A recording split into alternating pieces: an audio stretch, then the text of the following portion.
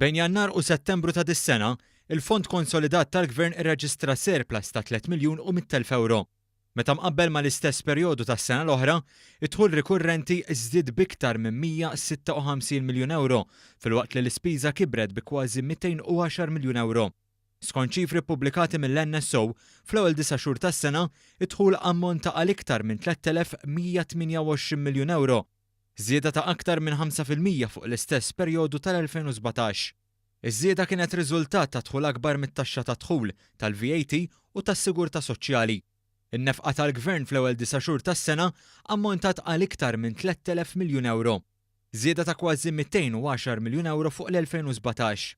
Dan filwaqt li l-ispiża ammontat għal iktar minn 2,700 miljun euro li kienet fisser żieda ta' 158 miljun euro fuq is-sena l-oħra. In-nefqa fuq il-programmi u l-inizjattivi żdiedet b'76 miljun euro li kienet tinvolvi 23 miljun euro f'benefiċċji tas-sigurtà soċjali u 5 miljun u 400,000 euro aktar fil-kura tal-kanċer. L-NSO qal ukoll li l-imaxxijiet fuq id-dejn naqsu b'iktar minn 4 miljun euro. Intant, l-ispiża kapitali tal-Gvern rad żieda ta' 56 miljun euro fuq l-istess perjodu tas-sena l-oħra u ammontat għal 266 miljun euro.